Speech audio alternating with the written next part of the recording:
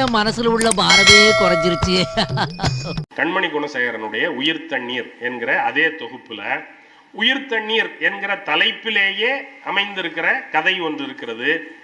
அந்த ஊர்ல மணக்கொல்லைக்கு பக்கத்தில் இருக்கிற தேவாலயத்தில் தொழுகிற கிறிஸ்தவர்கள் வசிக்கிற ஒரு சிறு ஊர்ல தண்ணிக்கு ஒரு போர் போட்டிருக்காங்க. அந்த போரு அரசாங்கம் போட்டு கொடுத்த போரு, அது பைப்பெல்லாம் போச்சு, அது அந்த போர் உள்ளுக்குள்ளே புட்டுக்கிட்டு கீழே விழுந்துருச்சு, தண்ணி இறைக்க முடியாது, எல்லாம் வீணாக போச்சு, அதனால் போர் இல்லை. அந்த தேவாலயத்தை சுற்றி, தேவாலயத்துக்கு பக்கத்தில் ஒரு குட்டை இருக்குது. அந்த குட்டையினுடைய பாதி காட்டு நிலத்திற்குள்ளே அமைஞ்சிருக்கு. அந்த குட்டை கொஞ்சம் கலங்கலாக இருக்கும். ஆனாலும் அதில் அவர் சொல்கிறாரு, ஆவாரந்தழைகளை போட்டு அந்த தழையின் மேல் இருக்கிற தண்ணீரை குடித்தால் அவ்வளவு சுவையாக இருக்கும். அல்லது குட்டையில் இருக்கிற தண்ணீரை ஒரு குடத்தில் மோந்து தேத்தாங்கொட்டையை போட்டு கலக்கினால் தண்ணீர் தெளிந்து வரும், அது குடிப்பதற்கு சுவையாக இருக்கும். அதனால குட்டை தண்ணீர் குடிப்பதற்கு சுவையான தண்ணீர். இப்போ பக்கத்து ஊர்லேயும் தண்ணி இல்லை. அவங்க கேட்குறாங்க, எங்கள் ஊர்லேயும் தண்ணி இல்லை, இந்த குட்டையில் இருக்கிற தண்ணியை குடி தண்ணீராக புழங்கி கொள்ளலாமா? அப்படி சரி, புழங்கிக்கலாம். அப்போ இன்னையிலேருந்து ஆடு மாடை அதுக்குள்ளே குளிப்பாட்டுறதுக்கு இறக்கக்கூடாது, வேற எதுக்காகவும் இந்த குட்டையை பயன்படுத்தக்கூடாது. குட்டை என்பது வெறுமனை குடிதண்ணீர் எடுப்பதற்கு மட்டும்தான் பயன்படுத்த வேண்டும் என்கிற நிலையை உருவாக்குகிறார்கள். அதுக்கு காவலுக்கு ஒருத்தனை போடுறாங்க. இதுக்குள்ள ஒரு ஊர் பெரிய தனக்காரன் ஃபாரஸ்டரை கூட்டிகிட்டு, முந்திரி செடியெல்லாம் வாடுது, புதுசாக வச்சுருக்கேன், அதுக்கு தண்ணி ஊற்றணும், குட்டையிலேருந்து தண்ணி எடுக்கிறேன்றான். ஏங்க அது குடி தண்ணி, நீங்கள் டிராக்டர் போட்டு முந்திரி பயிருக்கு இறைச்சிங்கன்னா குட்டை காலியாயிடும், அதனால் அதெல்லாம் செய்யக்கூடாதுன்றான். ஒரு தள்ளு முள்ளாகுது. ஃபாரஸ்டரை துணை கூட்டிகிட்டு வந்திருக்கான். ஃபாரஸ்டர் சொல்கிறான், என் காட்டு நிலத்துக்குள்ளே இருக்கிற குட்டை நீ என்னடா சொந்தம் கொண்டாடுற? குட்டை என்னது? குட்டை இருக்கிற நிலம் என்னது? அரசாங்கத்தோடது. அரசாங்கம் காட்டுக்குள்ளே முந்திரி செடி வையின்றான், அதுக்கு தண்ணி நான் ஊற்றணும், நீ என்ன இதுக்கு நிற்கிற போடா அப்படின்றான். தள்ளு முள்ளாகுது, கேஸ் ஆயிரம் போல் இருக்கு. கடைசியில் ஒரு சமாதானத்துக்கு இன்ஸ்பெக்டர் என்ன சொல்கிறாரு, சரிப்பா ராசியாக போயிருங்க, அவரும் கேஸ் போட வேண்டாம், நீங்களும் தண்ணி இறைக்கிறதுக்கு விட்டுருங்க அப்படின்னா, அவன் 3 நாள் தண்ணி இறைக்கிறான் டிராக்டர் போட்டு. குட்டை வத்தி போயிடுது. இப்போ 2 ஊருக்கும் தண்ணி இல்லை. தண்ணி இல்லாதனுடைய விளைவாக இந்த ஊரினுடைய பெண்கள் எல்லாரும் சைக்கிள் போட்டு எங்கேயோ தூரத்தில் இருக்கிற இடத்துல இருந்து தண்ணீர் மொண்டு வருகிறார்கள். செப்பு குடங்களில் தண்ணீர் தூக்கி கொண்டு வருகிறார்கள். 2 குடங்களையும் கயிறு வைத்து கட்டி பின்னால் கேரியரில் தொங்க விட்டு இந்த பிள்ளைகளெல்லாம் குரங்கு பிடல் அடித்தோ அல்லது ஏறி அமர்ந்து ஓட்டிக்கொண்டோ சைக்கிளின் வழியாக தண்ணீர் கொண்டு வருகிறார்கள். இந்த காவல் காத்து கொண்டிருந்த அந்த குட்டையை காவல் காப்பதற்காக நியமிக்கப்பட்ட பையனுடைய தங்கையும் தண்ணி எடுக்கிறதுக்காக போனவன் ரொம்ப நேரமாக காணோம், என்னன்னு பாடுறா அப்படின்னு அவங்க அம்மா சொல்லுது. அந்த பொண்ணு, வேற ஒரு பொண்ணு வருது, ஏம்மா என் தங்கச்சி டெலிபியை பார்த்தியா அப்படின்னா, அங்கே பயங்கர கூட்டம்னா, எங்கள் பிரச்சனை உங்களுக்கு என்ன தெரியும், நாங்கள் பாவாடையை கட்டிக்கிட்டு சைக்கிள் பார் மேலே காலை தூக்கி போட்டு ஓட்டினா இருக்கிற ஒம்பரா பார்த்துட்டு சிரிக்கிறான், இதெல்லாம் எங்களுக்கு எவ்வளோ கேவலம் தெரியுமா, உங்களுக்கு இந்த நோக்காடெல்லாம் ஏதாவது தெரியுமா அப்படின்னு எல்லாம் சொல்லிட்டு அந்த பொண்ணு அங்கே ரொம்ப கூட்டம் நிற்கிது, வருவா அப்படின்ட்டு போயிடுச்சு. இவன் காடேரி பாப்பியே மோடேரி பாப்பியெல்லாம் பாடு. அதே மாதிரி இவன் ஒரு மேடேறி கண்ணு கெட்டின தூரம் வரைக்கும் பார்க்குறான், ஒரு எல்லை வரைக்கும் தான் தெரியுது, அதுக்கு மேலே தெரியல. ஒரு சமாதானமாக போய் பார்க்கணுன்னா இவனுக்கு சைக்கிள் இல்லை, ஒரு சைக்கிள் தான், அதை தங்கச்சி எடுத்துகிட்டு போயிடுச்சு. சரி வந்துருவா அப்படின்னு நினைக்கும் போது இவங்க அம்மா திட்டுது. இவங்க அம்மா திட்டுற சத்தம் கேட்குது. ஏண்டி நாடு மாறி, அவர் எழுதுனதையே அப்படியே படிச்சிட்றேன், என்ன பிரமாதமாக எழுதியிருக்கார் அந்த இடத்த. ஒரு அம்மா தன்னுடைய மகளை திட்டுறான். அந்த பொண்ணு என்ன பண்ணுச்சு, தண்ணி எடுக்கிறதுக்கு போன பொண்ணு சைக்கிளை கீழே போட்டு செப்பு குடம் 2 நசுங்கி போச்சு, தண்ணி கீழே சிந்தி போச்சு. இப்போ அந்த அம்மா திட்டுறா அந்த பொண்ணை, நாடு மாறி, செப்பு குடண்டி 2ஐயும் சப்பையாக ஆக்கிட்டியே தேவடியா, சைக்கிள் மெரிக்கக்குள்ள பெராக் என்னாடி இப்படி உடைச்சி ஓடுக ஊற்றிட்டிய, நீ தான் பெரிய சவடாலுக்காரியாச்சே, வழியில் எவங்கிட்டனாச்சும் வார்த்தை கொடுத்துட்டு வந்திருப்ப, போட்டு உடைச்சிருப்ப, உன் வாயை பிடிச்சி கிழிச்சாதான் ஒழுங்காக சேருவேன், உன் கருமாந்திரத்தை எடுக்க நான் இதுக்கு எங்கே போய் முதல் வைப்பண்டி அப்படின்னு அந்த அம்மா திட்டுது. ஒரு மகளை தாய் இப்படி எல்லாமா திட்டுவா அப்படின்னா, அதை விட ரொம்ப முக்கியமானது உயிர் தண்ணீர். தண்ணீர் சேரலை, பத்தாக்குறைக்கு செப்பு குடம் 2ம் தண்ணி வரலைன்னா திரும்ப போய் எடுத்துக்கலாம், செப்பு குடம் 2ஐயும் உடைச்சிட்டியே, செப்பு குடத்துக்கு மறுபடியும் நான் முதல்ல எங்கே போய் வைப்பேன் அப்படின்னு அவ திட்டுறதோட அந்த கதை முடிஞ்சு போச்சு. நிலைமை என்ன அப்படின்னா, பெண்களின் நிலை பெரிதாக ஒன்றும் மாறிவிடவில்லை. அன்றைக்கு உடன்கட்டை ஏறுமாறு பெண்கள் நிர்பந்திக்கப்பட்ட போது அவர்கள் பெரிதாக படித்திருக்கவில்லை. உடன்கட்டை ஏறுமாறு கட்டாயப்படுத்தப்பட்டார்கள், தூக்கி உள்ளே வீசி இருக்கிறார்கள். பயங்கர வேடிக்கையான கதைகள் எல்லாம் அதுல இருக்கின்றன. ஒரு புருஷனுக்கு 2 பொண்டாட்டி, யார் உடன்கட்டை ஏறுறது அப்படின்னு சிக்கல் இருந்துச்சு. இவ சொன்னா, நீ தான் ரொம்ப புருஷனுக்கு விருப்பமான பொண்டாட்டி, அதனால என் சக்களத்தி நீயே போய் ஏறு அப்படின்னு அவளை பிடிச்சி தள்ளி விட்டான். இன்னொரு கேஸ் அதே மாதிரி 2 பொண்டாட்டி, அதுல சின்னவ உடன்கட்டை ஏறுறதுக்கு தயாரா இருக்கா, நான் ஏறுறேன்றா. பெரியவ சொல்றா, ஏண்டி மூதேவி, வாழும் போதெல்லாம் நீ தான் வாழ்ந்த, சாகும் போது நீ தான் முன்னாடி போகணுமா, அங்க போயாச்சு நான் நிம்மதியா இருக்கேன், நீ போகக்கூடாது, நான் தான் போவேன் அப்படின்னு அவளை தள்ளி விட்டு இவ போய் ஏறுறா. சாகிறதுல என்ன உங்களுக்கு எல்லாம் போட்டி வேண்டி கிடக்கு, எரிஞ்சு சாகிறதுல எல்லாம் ஒரு தைரியமா இறங்கிடுறதுதான் புண்ணியம் புருஷார்த்தம் அப்படின்னு இறங்கிடுறதுதான். இறங்கி உடம்பு வேகும் போது தாக்கு பிடிக்க முடியாம வெளியில இறங்கி ஓடியாடுறா ஒருத்தி. ஓடியாந்து உடம்பெல்லாம் பத்தின வாக்கில் அப்படியே கிணத்துல குதிச்சு தண்ணியில குளுமைப்படுத்திக்கிறதுக்கு முயல்றா. இவங்க எல்லாரும் அவளை சமாதானப்படுத்துறாங்க, நீ மேல வா, உன்னைய நாங்க வீட்டுக்கு கூட்டிட்டு போயிடுறோம், உனக்கு அப்படி பண்றோம் இப்படி பண்றோம்னு சொல்லி அவளை மேலே ஏறி வர சொல்லி அவளை குண்டு கட்டா தூக்கி மறுபடியும் தூக்கி உள்ளுக்குள்ள போடுறாங்க. அவள் வெளியில வரும்போது ஒரு இஸ்லாமியனை வச்சு கட்டையால் அடிச்சு அவளை உள்ளுக்குள்ள குத்தி அதுக்குள்ள போடுறாங்க. அவன் தலையை வெட்டி போடுறான் அதுக்குள்ள. இந்த வழக்கு நீதிமன்றத்திற்கு வரும்போது இதை உள்ள தூக்கி போடுறான்னு சொன்னவர் சித்தப்பா, ஆசை காட்டி மேலே வர சொன்னவர் சித்தப்பா. வழக்கு நீதிமன்றத்திற்கு வந்தபோது அந்த பொண்ணை உள்ளுக்குள்ள தள்ளுன அந்த இஸ்லாமியனுக்கு தூக்கு தண்டனை வழங்கப்படுகிறது. தூக்கி போடு அப்படின்னு சொல்லி இஸ்லாமியனை தூண்டி அவனுக்கு கூலி கொடுத்த அந்த சித்தப்பாவுக்கு மன்னிப்பு வழங்கப்படுகிறது. அது சாஸ்திரம். இவன் ஏன் செஞ்சான், அவன் சொல்லித்தானே இவன் செஞ்சான், இவன் யாரு செய்யறதுக்கு? அப்ப இவனுக்கு தண்டனை, அவனுக்கு விடுதலை, இப்படியெல்லாம் சாஸ்திரங்கள் விளையாடி இருக்கின்றன. இவற்றையெல்லாம் விளங்கி கொள்ளாத காலத்தில் நம்முடைய பெண்கள் இதற்கெல்லாம் ஆட்பட்டார்கள். இப்போதும் பெரிதாக நிலைமை ஒன்றும் மாறிவிடவில்லை. தண்ணீர் எடுப்பதற்கு, மற்ற பிரச்சனைகளுக்கு, மற்ற பாடுகளுக்கு, எல்லா துயரங்களுக்கும் இன்னும் பெண்கள் தான் ஆட்பட்டு கொண்டிருக்கிறார்கள். ஓரளவு படித்த பிறகும் இன்னும் பெண்கள் தான் எல்லாவற்றுக்கும் ஆட்பட்டு கொண்டிருக்கிறார்கள். நிலைமை பெரிதாக ஒன்றும் மாறிவிடவில்லை. மாற வேண்டும் என்றால் என்ன செய்ய வேண்டும் என்றால் படிக்க வேண்டும். நம்முடைய வழிபாட்டு முறை எல்லாவற்றையும் நீர் ஊற்றி பூசி பூசி கழுவி கழுவி வழிபடுவதுதான் நம்முடைய வழிபாட்டு முறை. நமக்கு உயர்ந்த பொருள் என்பது நீர் தான். இன்னொரு மரபுல, மாற்று மரபுல, எதிர் மரபுல புனித பொருள் என்பது தீ. அவர்கள் எந்த ஒன்றை சுத்தப்படுத்த வேண்டும் என்றாலும் அதை தீக்குள் போட்டு சுத்தப்படுத்துவார்கள். ஒரு பொருள் தீட்டுப்பட்டு விட்டது என்றால் அதை தீயிலிட்டு சுத்தப்படுத்துவார்கள். சீதை ராவணனால் தூக்கப்பட்டு விட்டாள். மீண்டும் சீதையை ராமன் சண்டையிட்டு மீட்டான். சீதை களங்கப்பட்டு விட்டாளோ என்ற ஐயம் வருகிறது. ஆகவே அவளை சுத்தமானவள் என்று காட்ட வேண்டும். சுத்தமானவள் என்று காட்ட வேண்டும் என்றால் என்ன செய்வது? கும்பமேளாவில் போய் குளித்து விட்டு வா என்று சொல்ல முடியாது. ஆகையினால தீ மூட்டி தீக்குள் இறங்கி குளித்து விட்டு வா, நீ சுத்தமானவள் என்றால் தீ உன்னை ஒன்றும் செய்யாது என்று சொல்லுகிற நடைமுறை அவர்களுடைய. நந்தனார் தீக்குள் சென்றார், சீதை தீக்குள் சென்றாள். அவர்களுடைய வழிபாட்டு முறைகளில் எல்லாவற்றையும் சுத்திகரிப்பதற்காக தீக்குள் தான் இடுகிறார்கள். நம்முடைய வழிபாட்டு முறையில் எந்த ஒன்றை சுத்திகரிக்க வேண்டும் என்றாலும் அதை சுற்றி தண்ணீர் தெளித்து கும்பிடுவதுதான், படையல் போட்டு தண்ணீர் தெளித்து கும்பிடுவதுதான் நம்முடைய முறை. நாம் அசுத்தமாகி விட்டோம் என்று கருதினால் நாம் குளிப்போம், கழுவுவோம், இதைத்தான் நாம் செய்வோமே ஒழிய, காலையில் வெளியே போய்விட்டு நீர் ஊற்றித்தான் கழுவுகிறோமே ஒழிய கொள்ளிக்கட்டையை எடுத்து சொரிந்து கொள்வதில்லை இல்லையா? ஏன்? தீ தானே புனிதமானது, தீ தானே உன்னுடைய அசுத்தத்தை எல்லாம் போக்கும். நீ தண்ணியை ஊற்றி கழுவுறதுக்கு பதிலாக கொள்ளிக்கட்டையை எடுத்து சொரிஞ்சுக்கலாம்ல. அதை அவர்களும் செய்வதில்லை. ஆகையினால தண்ணீர் ஊற்றி பூசி மெழுகி கழுவுவது என்பது நம்முடைய மரபு. பூசை என்பது நம்முடைய மரபு. பூசை என்பது நம்முடைய சொல். இவற்றையெல்லாம் நாம் கைவிட கடவுள் என்பதே நம்முடையதில்லை என்று கைவிட்டு விடுகிறோம். இந்த கடவுள் என்னுடையவர் இல்லை, கடவுளே என்னுடையவர் இல்லை என்றெல்லாம் நாம் சொல்ல தலைப்பட்டு விடுகிறோம். கடவுளை நாம் நம்புகிறோம் அல்லது நம்பவில்லை, மறுக்கிறோம் என்கிற கொள்கை நிலைப்பாடுகள் வேறு. ஆனால் இங்கே இருக்கிறவனுக்கு தெய்வ அறிவு உண்டா இல்லையா? சமயத்தை குறித்து இவனுக்கு ஏதேனும் தெரியுமா தெரியாதா? வழிபாட்டு நடைமுறைகள் இவனுக்கு உண்டா இல்லையா? உண்டு. இவனுக்கு தெய்வம் உண்டு. இவனுடைய தெய்வத்தை தான் அவன் ஆட்டைய போட்டான். இங்க உள்ள தெய்வத்தை எல்லாம் ஆட்டைய போட்டு அவன் கைக்குள்ள வச்சுக்கிட்டு, ஏன் தெய்வம் நீ எனக்கு கீழே நில்லு அப்படின்னு சொன்னா நம்ம ஆமா அப்படின்னு ஒப்புக்கொண்டு அவனுக்கு கீழே நிக்கிறோம். ஏனென்றால் நம்முடைய சொற்கள் எல்லாம் காணாமல் போய்விட்டன.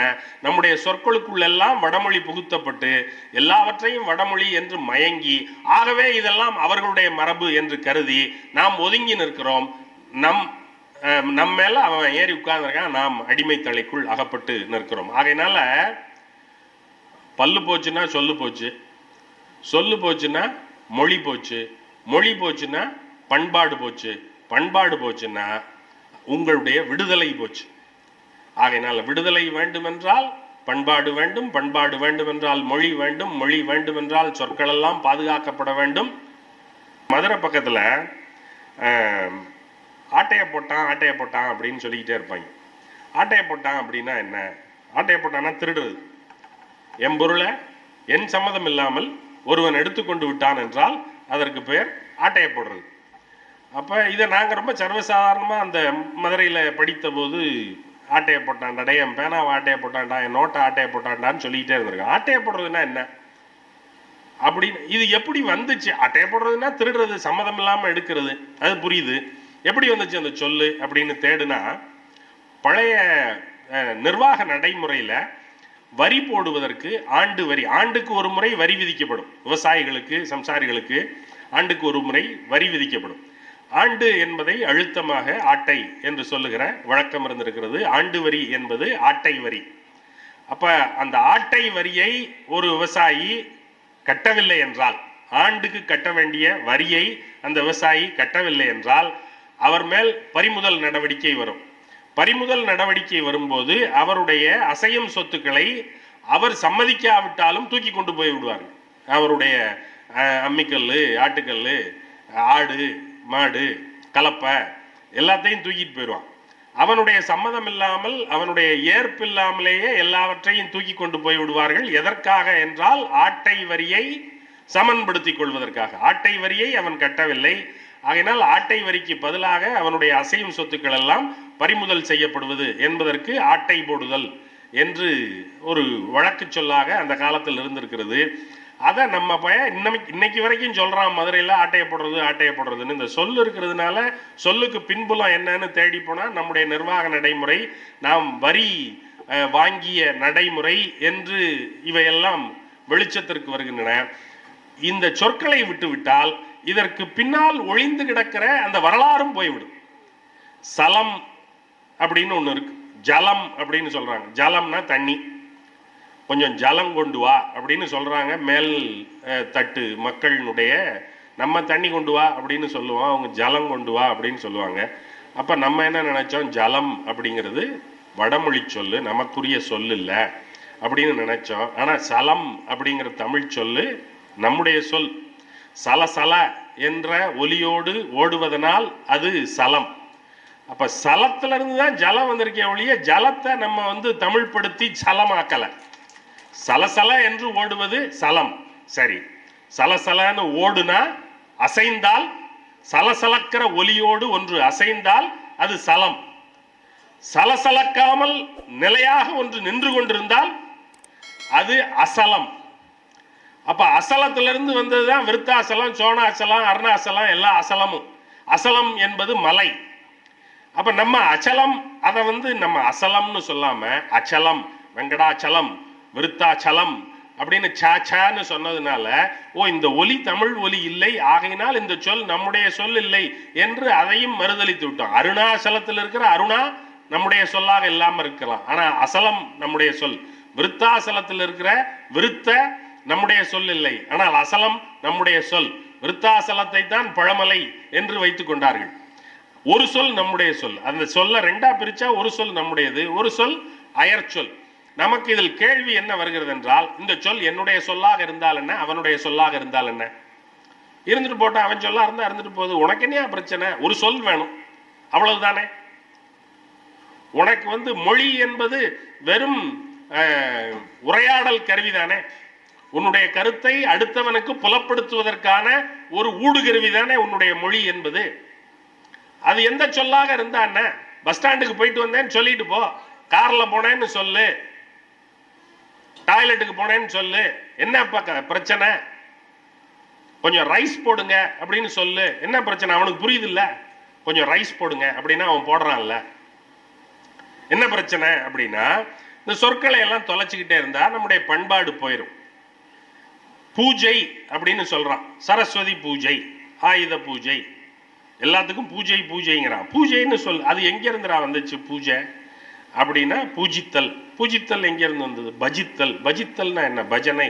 இப்படி எல்லாம் எங்கேயோ கொண்டு வரான், ஒன்றும் பொருத்தமா இல்லை. நம்ம பூசைகளில் பஜனை எல்லாம் பண்றது இல்லை. பூசைங்கிறது ஒரு வழிபாட்டு முறை, அது தமிழ் சொல். பூசை என்ன? பூசை பூசுதல், மஞ்சள் பூசுறது, எண்ணெய் பூசுறது, சிமெண்ட் பூசுறது, சாந்து பூசுறது. பூசுதல் என்றால் பூசி மெழுகுதல், பளபளக்க வைத்தல். ஒரு சாமி சிலைய நீங்க கழுவுனீங்கன்னா, கழுவி அதற்கு எண்ணெய் பூசி மஞ்சள் பூசி இதையெல்லாம் நீங்கள் செய்தால் அதற்கு பேர் பூசுதல். அந்த சடங்கிற்கு பெயர் பூசை. பூசை என்கிற சொல்லை அவன் ஜா போட்டு எடுத்து விட்டான். எடுத்ததுனால அது நம்முடைய சொல் இல்லை அப்படின்னு நம்ம விட்டுறோம். நம்முடைய சொல் இல்லைன்னு போனா இந்த வழிபாட்டு முறையே நம்முடையது இல்லைன்னு ஆயிரும். நாட்டுப்புறத்தை எழுதுவது, நாட்டுப்புறம்னா என்ன என்று கோ கேசவன் நாட்டுப்புறவியல் ஒரு விளக்கம் என்று ஒரு சிறு நூல் எழுதியிருக்கிறார். அதில் அவர் சொல்லுகிறார், நாட்டுப்புறம் என்பது நகர்ப்புறத்திற்கு எதிர் என்று சொல்லுகிறார்கள்.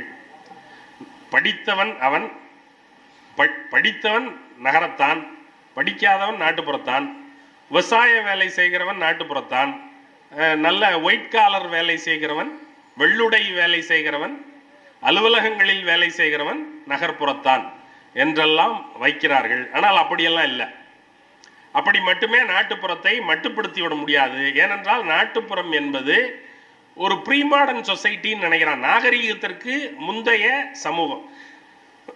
நகரத்தில் இருக்கிறவர்கள் நாகரிகம் அடைந்து விட்டார்கள். அவர்கள் குழாய் மாட்டிக் கொள்கிறார்கள். உணவகங்களில் சோறு போடு என்று கேட்பதற்கு பதிலாக கொஞ்சம் ரைஸ் வைங்க என்று கேட்கிறார்கள். ஆகையினால் எல்லாவற்றிலேயும் ஆங்கிலத்தை கலக்கிறார்கள். வாஷ்ரூம் என்று சொல்லுகிறார்கள். முந்தியெல்லாம் இந்த ஆங்கிலத்திலேயே அந்த சொல் மாறி மாறி வந்திருக்கு. கக்கூசுன்னு சொன்னால், அதுக்கப்புறம் வந்து ரெஸ்ட் ரூம்னு சொன்னாங்க. ரெஸ்ட் ரூம்னு சொல்லும் போதெல்லாம் எனக்கு வேடிக்கையாக இருக்கும். அங்கே போய் ஓய்வாடா எடுப்பீங்க நீங்கள்லாம், அது எவன்டா ரெஸ்ட் ரூம்னு அதுக்கு பேர் வச்சது அப்படின்னு. அப்புறம் வந்து பவுடர் ரூம்னு வச்சான், ஏன்னா உள்ளே போயிட்டு பவுடர் போட்டுக்கிட்டு வருவாங்க அப்படின்னு. நம்ம சனம் பவுடர் போடுறதுக்கு உள்ளே போகிறது இல்லை, அது வேற ஒரு காரியத்திற்காக உள்ளது. அதில் போய் ஓய்வு எடுக்கிறதோ பவுடர் போடுறதோ இந்த காரியங்களை எல்லாம் நாம் செய்வதில்லை. பிறகு அதை வாஷ்ரூம் என்று சொல்ல தலைப்பட்டு விட்டார்கள். இப்போது அதற்கான சொல் வாஷ்ரூம். வாஷ்ரூம் என்பதை ஒரு அந்த ரிலையன்ஸ்னு சென்னையில் தியாகராய நகரில் ஒரு கடை இருக்கு, அங்கே போய் பார்த்தா வாஷ்ரூம்னு எழுதி வச்சுட்டு கீழே தமிழில் கழுவும் அறை அப்படின்னு எழுதி வச்சிருக்கான்.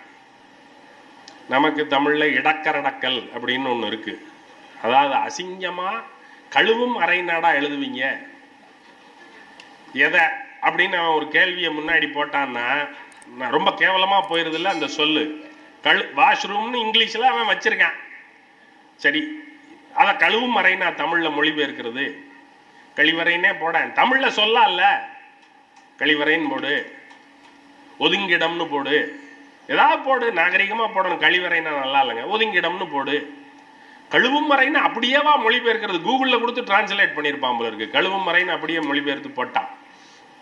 இப்படி இதெல்லாம் நாகரிகம். ரெஸ்ட் ரூம், வாஷ்ரூமுக்கு போயிட்டு வந்துடுறேன் அப்படின்னு சொன்னால், ஓ அவன் படித்தவன் போல இருக்கு வாஷ்ரூம்னு சொல்கிறான் அப்படின்னு. அப்புறம் வந்து ஒன்று கடிச்சிட்டு வந்துடுறேன் அப்படின்னு சொல்லுவாங்க. எங்கள் தாத்தாலாம் சின்ன சலாய்க்கு போயிட்டு வந்துடுறேன்னு சொல்லுவார். சின்ன சலாய்னா சின்ன செலவாய், அது பெரிய செலவாய் சின்ன செலவாய் அப்படிங்கிற அடிப்படையில் சின்ன செலாய்க்கு போயிட்டு வந்துடுறேன் அப்படின்னு சொல்லுவார். நாங்கள்லாம் பள்ளிக்கூடத்தில் படிக்கல ஒன்று கடிச்சிட்டு வந்துடுறேன்டா அப்படின்ட்டு போவோம். இப்போல்லாம் என்ன சொல்கிறாங்க, எங்கள் பயல்கள்லாம் பிசடிச்சிட்டு வந்துடுறேன் சார் அப்படின்றான். பிசடிச்சா மட்டும் அதில் என்ன பன்னீரா வரும்? ஆங்கிலத்தில் சொல்றதுனால அது மனத்திருமா? இல்லை இல்லை.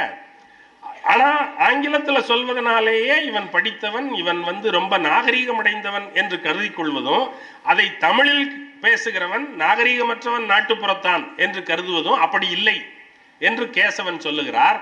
அப்படின்னா நாட்டுப்புறம்ங்கிறது எது அப்படின்னா, நாட்டுப்புறம் என்பது ரொம்ப பழங்குடி சமூகத்திலிருந்து, பழங்காலத்து தொல்பழங்காலத்து சமூகத்திலிருந்து நாம் வைத்திருக்கிற நம்பிக்கைகள், நம்முடைய பண்பாட்டு மரபுகள் எல்லாவற்றையும் தொகுத்து வைத்திருக்கிற ஒரு களம் நாட்டுப்புற சமூகம்.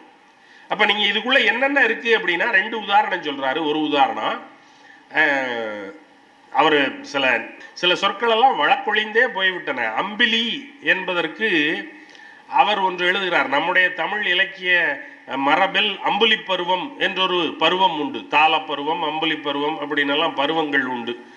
அப்ப அம்புலி பருவம்ங்கிறது நிலாவை காட்டி சோறு ஊட்டுகிற பருவம் என்று மரபு இலக்கியத்தில் குறிக்கப்படும்.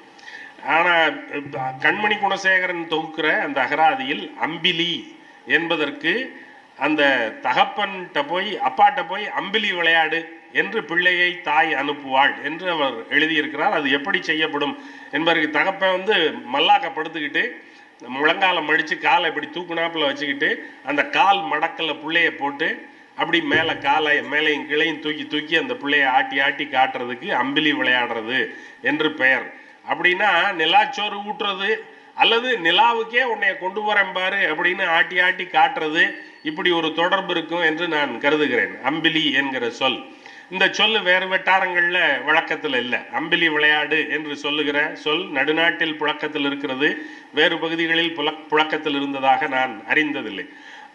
ஆப்பைக்கூடு என்று ஒரு சொல் எழுதியிருக்கிறார். ஆப்பைக்கூடு என்றால் அகப்பைகள் மாட்டுகிற கூடு.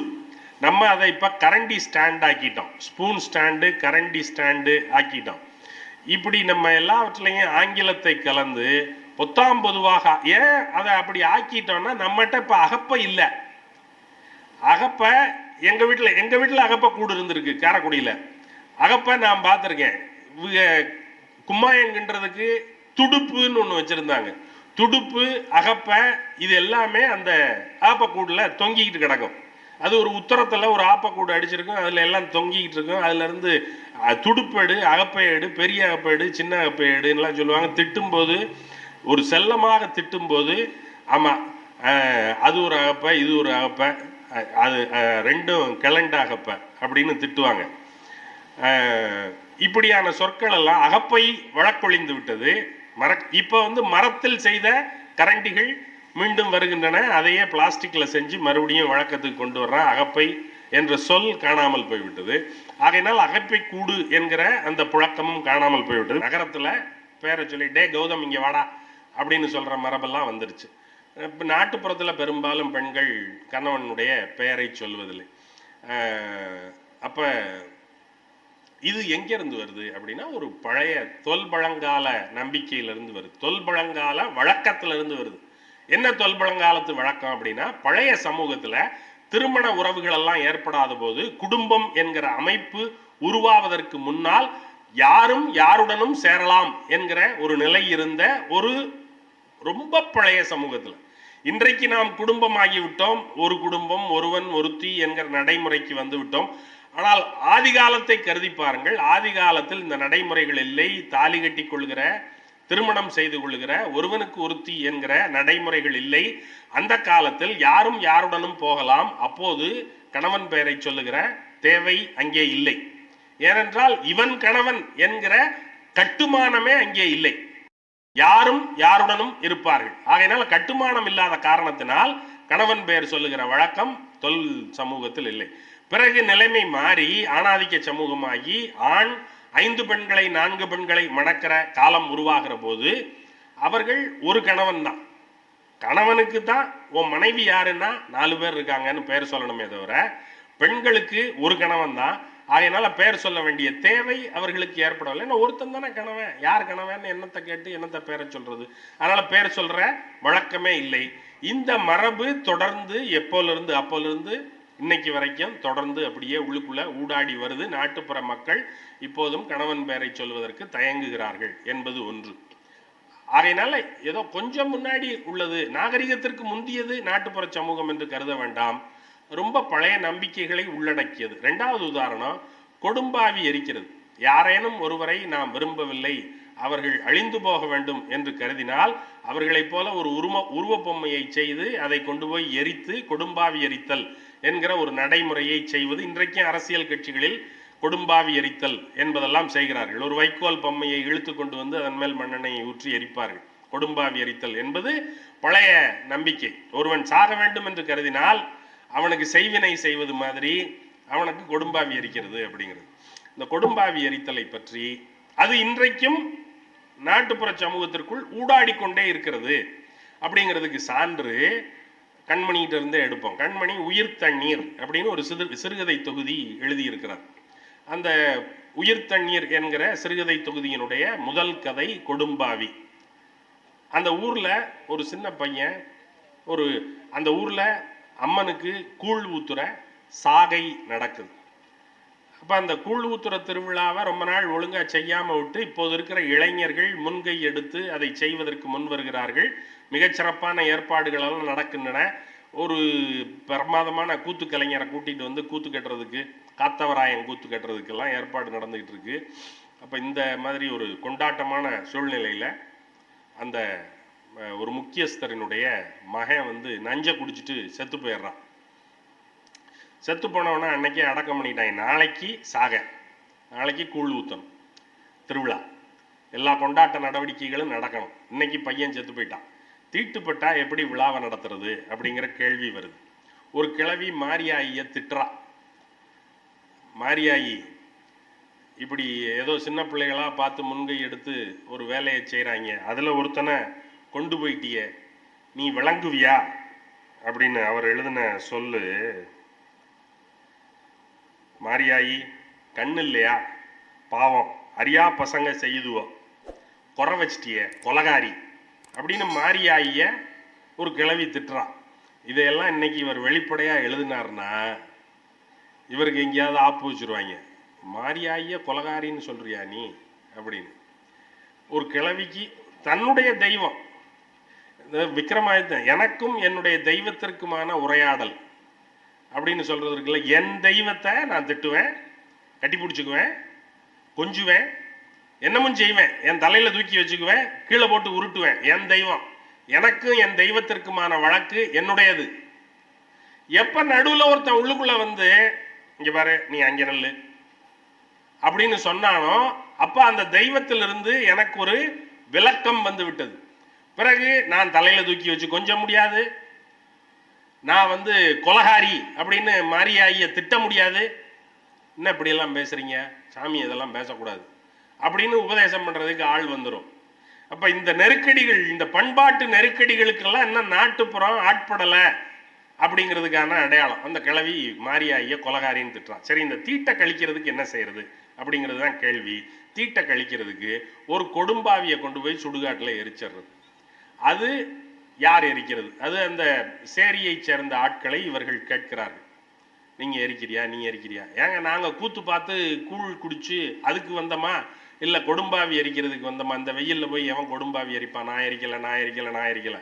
ஒரே ஒருத்தன் நான் எரிக்கிறேன்னு ஒரு வயசானவன் முன் வர்றான். அந்த ஆள் ஒரு கொடும்பாவி செஞ்சு அதை வேகாத வெயில்ல இழுத்துக்கிட்டு சுடுகாட்டுக்கு போய் சுடுகாட்டில் வச்சு கொளுத்துறதுக்காக ஒரு மெழுகு தீப்பெட்டியை எடுக்கிறான். அந்த மெழுகு தீப்பெட்டி பத்திக்க மாட்டேங்குது, நமுத்து போச்சு. ஒரு குடிகாரன் அந்த வழியாக வர்றான், அவங்ககிட்ட தீப்பெட்டி இருக்கு.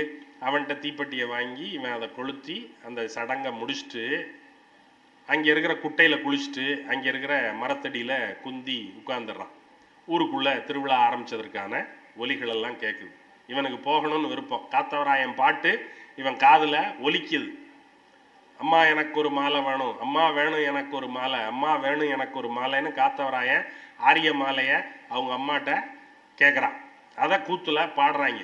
பாடுறத இவன் நினைக்கிறான், அடடா பிரமாதமாக இருக்குமே, நம்ம போலையே, கூழு வெங்காயமெல்லாம் நறுக்கி போட்டு நல்ல கெட்டியாக கொடுப்பானே, குண்டானில் வாங்கிட்டு வரலாமே, நம்ம குடிச்சிட்டு குண்டான்லையும் கொண்டு போயிருக்கலாமே, அதுக்கு வழி இல்லாமல் போச்சே, இங்கே உட்கார்ந்துருக்கமே அப்படின்னு நினச்சேன். நீ எந்திரிச்சு போக வேண்டியதானே? எந்திரிச்சு போக முடியாது. ஏன்னா நம்பிக்கையின்படி கொடும்பாவி எரித்தவன் அன்று முழுக்க சுடுகாட்டிலேயே அமர்ந்திருக்க வேண்டும் விடிகிறது வரைக்கும். இடையில அவன் போனான்னா யாருக்காக அந்த கொடும்பாவி எரிக்கப்பட்டதோ அவனுடைய ஆவி இவனை அடித்து விடும் என்று ஒரு நம்பிக்கை. இவன் செத்து போயிடுவான் அப்படின்னு ஒரு நம்பிக்கை. அதனால இவன் சுடுகாட்டிலேயே உட்கார்ந்துட்டு இருக்கான். உட்கார்ந்துகிட்டு இருந்தவன் சரி எதுக்கு இவன் இந்த வேலையை செய்யணும், அவ்வளவு கூத்துலையும் கூழ்லையும் ஆர்வம் இருக்கிறவன் இந்த வேலையை ஒத்துக்கிட்டு எதுக்கு வந்தான் அப்படின்னா அவன் 50 ரூபா கூலி கொடுக்குறேன்னு கொடுத்துட்டான். 50 ரூபா நோட்டை எடுத்து பார்க்கும்போது இவனுக்கு மனம் பூரிக்குது. இந்த 50 ரூபாய்க்கு என்ன அவ்வளவு நெருக்கடி அப்படின்னா, இவன் கொஞ்ச நாளைக்கு முன்னாடி ஒரு பட்டணத்தான் விற்கிற முந்திரி சாராயத்தை தன்னுடைய வீட்டுக்கு வந்த விருந்தாளிகளோட போய் குடிச்சிட்டான். குடிச்சது சாராயம், முந்திரி சாராயம். அதற்கான காசை கொடுப்பதற்கு அன்றைக்கு அவனிடத்தில் காசு இல்லை. விருந்தாளிகளோடு வேற போய் பெருமை பேசி குடித்து விட்டான். அவன் கேவலப்படுத்துறான். காசை கொடுக்கலைன்னா கதை வேற, காசு வந்தாகணும், இல்லைன்னா பாரு அப்படின்னு சொல்லிட்டு போயிருக்கான். இவனுடைய சுயமரியாதை உணர்ச்சி இவனை ரொம்ப தொந்தரவு செய்கிறது. ஆகையினால கொடும்பாவி எரிக்கிறேன்னு வந்து அந்த கூழ் குடிக்கிற, கூத்து பார்க்கிற இன்பத்தை துறந்து விட்டு சுயமரியாதையை காப்பாற்றிக் கொள்வதற்காக கொடும்பாவி எரித்து விட்டு 50 ரூபாய் நோட்டை வைத்துக்கொண்டு உட்கார்ந்திருக்கிறான் என்று அந்த கதை முடிகிறது. சுயமரியாதையை அழுத்துகிற கதை என்றாலும் இந்த கொடும்பாவி எரித்தல் என்கிற ஒரு பழைய நம்பிக்கையை நாட்டுப்புறம் இன்னமும் தனக்குள் பொதிந்து வைத்திருக்கிறது என்பதற்காக அந்த கதையிலிருந்து. அப்போ இந்த மரணத்தை எதிர்கொள்வதற்குல, மரணத்தை எப்படி எதிர்கொள்றது? ஒருத்தன் செத்து போயிட்டான் அப்படின்னா தீட்டு கழிக்கிறது, அது இது இப்படியெல்லாம் போகுதில்லை. நமக்கு எல்லாருக்கும் உள்ள பெரிய அச்சம் என்ன அப்படின்னா, நம்ம செத்து போயிடுவோமோ அப்படிங்கிறது தான். நமக்கு பெரிய அச்சத்தை தரக்கூடியது சாவு. இந்த சாவு குறித்து இவர்கிட்ட ஒரு கேள்வி எழுப்பப்படுது. ராஜாராம் மோகன் ராய் கிட்ட ஒரு கேள்வி எழுப்பப்படுது. மரணம் உங்களுக்கு அச்சத்தை தருகிறதா? தரல. ஒரு சின்ன வருத்தத்தை தருகிறது. என்ன வருத்தம்? நான் செத்து போய்விட்டால் நான் சிந்திப்பது நின்று போய்விடும். செத்து போயிட்டேன்னா நான் அதுக்கப்புறம் சிந்திக்க மாட்டேன். செத்து போயிட்டேன்னா அதுக்கப்புறம் நான் பேச மாட்டேன். நான் சிந்திச்ச கருத்துக்களை உங்களோட பங்கிட்டு கொள்ள முடியாது. அந்த சிந்தனை நின்று போய்விடும் என்பதுதான் எனக்கு வருத்தமே தவிர சாவை குறித்து எனக்கு அச்சம் கிடையாது அப்படின்னு அவர் சொல்றார்.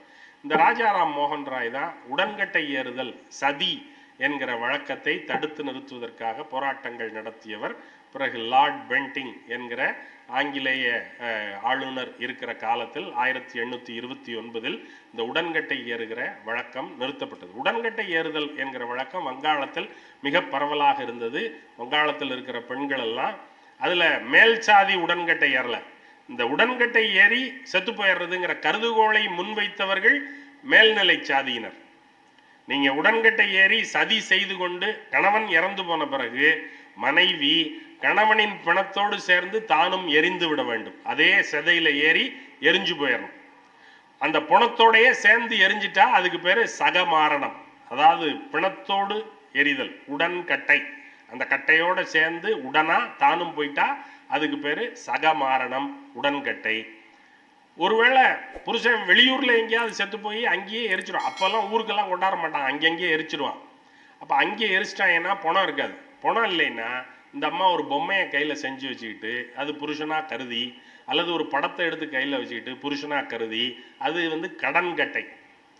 ஏன்னா ஒரிஜினல் கட்டை இல்லை. அதனால இது கடன் கட்டை. இதுக்கு பேரு அணுமாரணம் அப்படின்னு பேரு. 2 வகையில பெண்கள் தங்களுடைய உயிரை மாய்த்து கொள்ள வேண்டும். ஏன் மாய்த்து கொள்ள வேண்டும்? ஏன் அவ இருந்தா என்ன பிரச்சனை உங்களுக்கு அப்படின்னா, சாஸ்திரங்கள் அதற்கு சம்மதிக்கவில்லை. சாஸ்திரங்கள்ல பெண் உடன்கட்டை ஏறினால் 7 பிறவிக்கு அந்த குடும்பத்தில் வருகிறவர்கள் எல்லோரும் நற்கதி அடைவார்கள் என்று சாஸ்திரங்களில் சொல்லப்பட்டிருக்கிறது. அவெல்லாம் நற்கதி அடைகிறதுக்கு இந்த பொண்ணு ஏயா சாகணும்? எவனோ நற்கதி அடைகிறான்.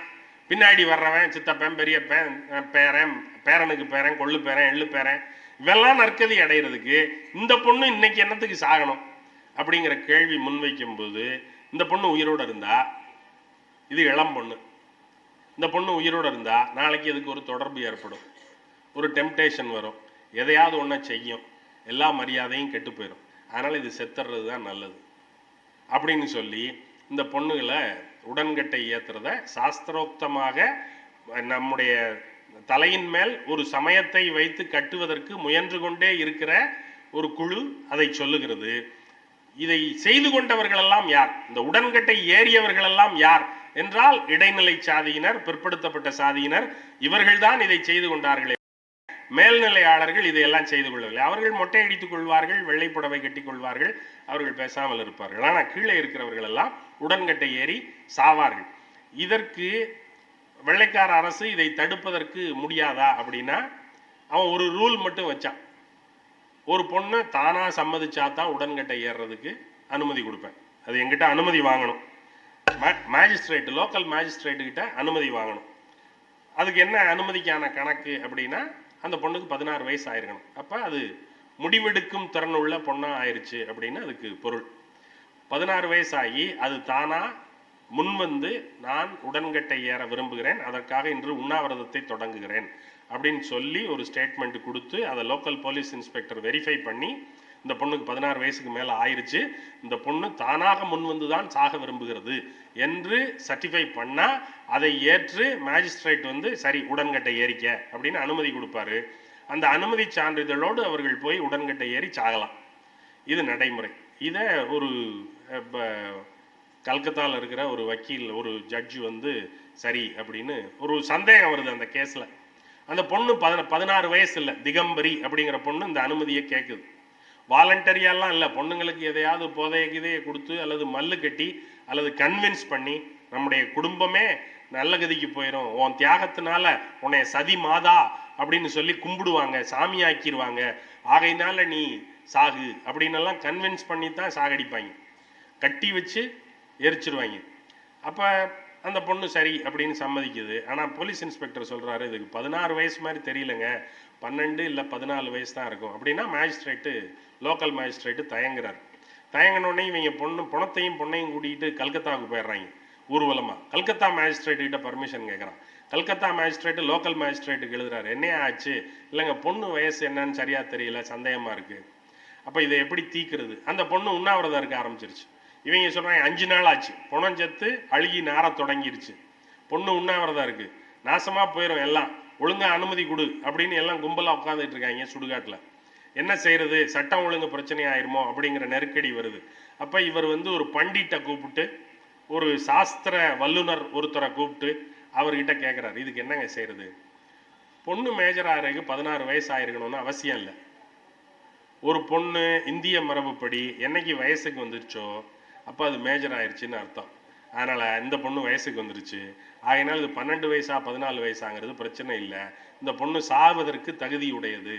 உலகத்தில் எங்கேயாவது ஒரு பொண்ணு வயசுக்கு வந்துருச்சுன்னா இது வாழ்வதற்கு தகுதி உடையதுன்னு தான் நம்ம மரபுகள் எல்லாம் வைப்போமே ஒழிய, இந்த பொண்ணு வயசுக்கு வந்துருச்சு ஆகையினால இது சாவதற்கு தகுதி உடையதுன்னு எவனாவது சர்டிஃபை பண்ணுவானா சாஸ்திரத்தில்?